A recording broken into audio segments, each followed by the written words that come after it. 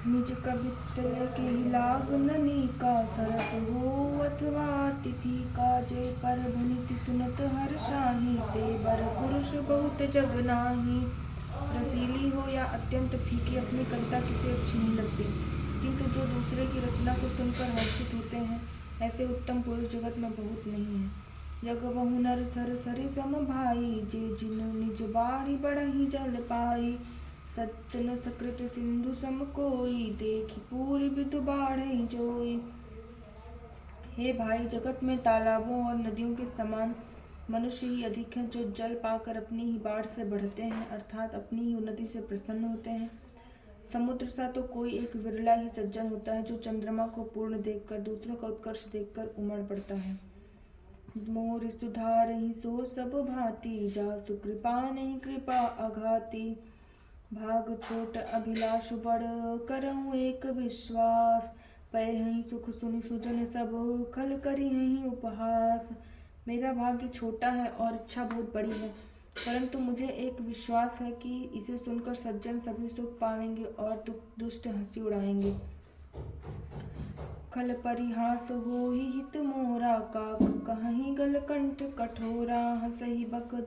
हंसही बकदादुर चत काहीन, हंसही मलिन खल विमल बत कही। किंतु दुष्टों के हंसने से मेरा हित ही होगा। मधुर कंठ वाली कोयल को कौवे से कठोरी कहा करते हैं। कौवे तो कठोरी कहा करते हैं, जैसे बगुले हंस को और मेंढक पपीहे को हंसते हैं, वैसे ही मलिन मन वाले दुष्ट निर्मल वाणी को हंसते हैं।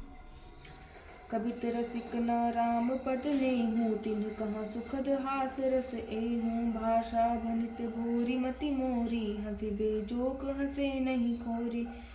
जो न तो कविता के रसिक हैं और न जिनका श्री रामचंद्र जी के चरणों में प्रेम है, उनके लिए भी यह कविता सुखद हास्य रस का काम देगी। प्रथम तो यह भाषा की रचना और दूसरे मेरी बुद्धि भोली है, इससे यह हंसने के योग्य ही है। हंसने में उन्हें कोई दोष नहीं। प्रभु पद प्रीति न सामुझे नीकी, तिन्हि कथा सुनि लागी फीकी। हरिहर पद रति मति न कुतर की, तिन्ह कहूँ मधुर कथा रघुवर की। जिन्हें न तो प्रभु के चरणों में प्रेम है और न अच्छी समझ ही है, उनको यह कथा सुनने में फीकी लगेगी। जिनकी श्री हरि भगवान विष्णु और श्री हर भगवान शिव के चरणों में प्रीति है और जिनकी बुद्धि कुतर्क करने वाली नहीं है, जो श्री हरि हर भेद में भेद की या ऊंच नीच की कल्पना नहीं करते हैं, उन्हें श्री रघुनाथ जी की यह कथा मीठी लगेगी। राम भक्ति भूषित जिय जानी, सुनी हहीं सुजन सराही सुभानी। कभी न हो नहीं बचन प्रवीण, सकल कला सब विद्याहीन। सज्जनगण इस कथा को अपने जी में श्री राम जी की भक्ति के से भूषित हो जानकर सुंदर वाणी से सराहना करते हुए सुनेंगे। मैं न तो कवि हूँ, न वाक्य रचना में ही कुशल हूँ, मैं तो सब कलाओं तथा सब विद्याओं से रहित हूँ। आखर अर्थ अलंकृति नाना, छंद प्रबंध अनेक विधाना। भाव भेद रस भेद अपारा, कवित दोष गुण विविध प्रकारा। नाना प्रकार के अक्षर, अर्थ और अलंकार, अनेक प्रकार की छंद रचना, भावों और रसों के अपार भेद और कविता के भांति भांति के गुण दोष होते हैं। कवित विवेक एक नहीं मोरे, सत्य कहूँ लिखि कागद कोरे। इनमें से काव्य संबंधी एक भी बात का ज्ञान मुझ में नहीं है, यह मैं कोरे कागज पर लिखकर शपथ पूर्वक सत्य कहता हूँ। मोर सुधार ही सो सब भांति, जासु कृपा नहीं कृपा अघाती। भनिति मोर सब गुण रहित, विश्व विदित गुण एक।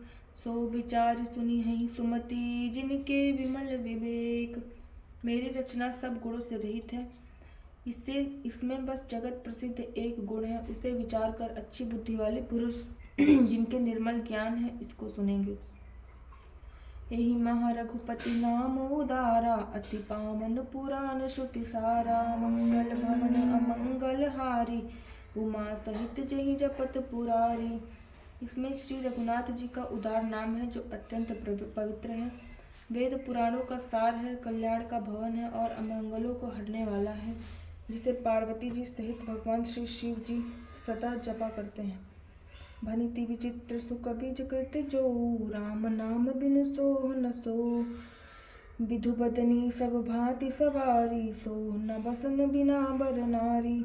जो अच्छे कवि के द्वारा रची हुई बड़ी अनूठी कविता है वह भी राम नाम के बिना शोभा नहीं पाती। जैसे चंद्रमा के समान मुख वाली सुंदर स्त्री सब प्रकार से सुसज्जित होने पर भी वस्त्र के बिना शोभा नहीं देती। सब गुण रहित को कवि कृत बानी, राम नाम जस अंकित जानी।